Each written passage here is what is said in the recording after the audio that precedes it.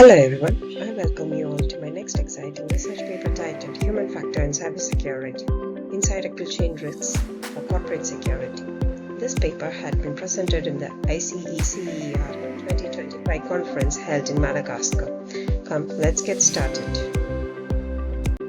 When discussing in terms of the gaps identified, despite all the literature on insider threats, there are many areas that have not been covered, especially the dynamics of insider threats in developing markets and new technologies, most of what exists and focused on developed regions, North America and Europe, and industries where security is concentrated high finance, healthcare and technological sectors.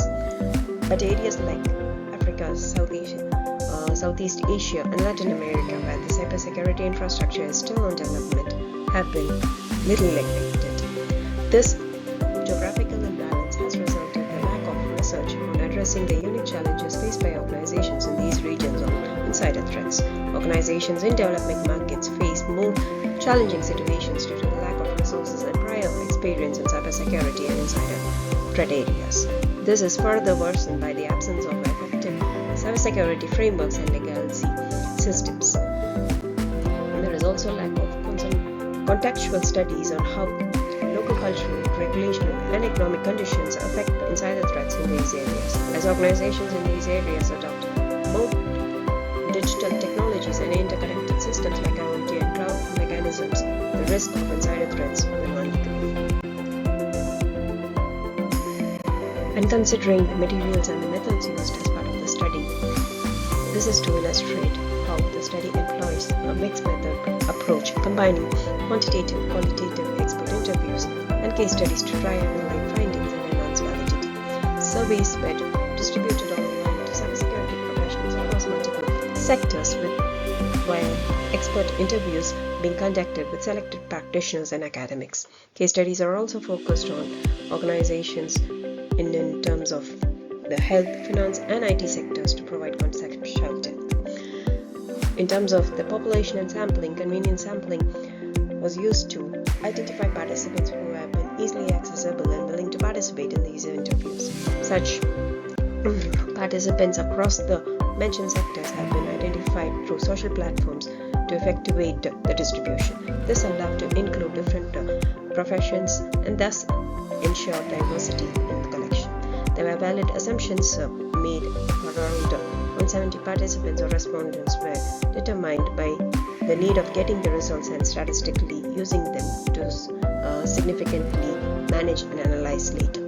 The age of the participants spanned between 18 to 55 years, and the roles they adopted or they held were in terms of security professionals, senior managers, operational and HR experts, risk experts, and technical support people. Years of experience have been in around 10 plus years of holdings in varied seasonal professions as listed above, and then handling the complex areas of insider threat management. The industries in which these interviews have been held were in diverse of nature, varying from healthcare, finance, IT, and critical infrastructure sectors to ensure the answers are quite inclusive, encompassing the different areas. Next, coming in terms of the analytical approach, quantitative data analytics were used along with descriptive statistics where appropriate and inferential methods to identify patterns and recursions. Qualitative data from interviews and case studies were also coded thematically to extract recurring themes and insights. Triangulations were used to cross-validate findings, the methods, and to create a robustness of the results. First, it was employed with terms of cleaning the data by removing incomplete and duplicate responses to ensure the data is clean, then employing descriptive statistics to present the frequencies, percentage means, and standard deviations.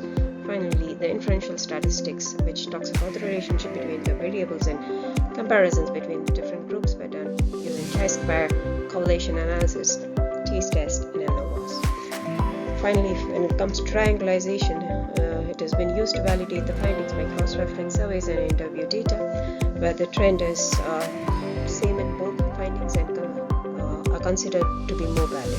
For example, if job dissatisfaction was the major insider threat through the survey. That was repeated in the interviews that have been stated. More importantly, contrast between the two sources of data have been included to add more depth. Triangulation has been done to compare the evidence of the resources and to elaborate the extended findings. With that mentioned, I would like to thank you for your time of listening. I'll be happy to connect with you. Yours, Rachel John Robbins.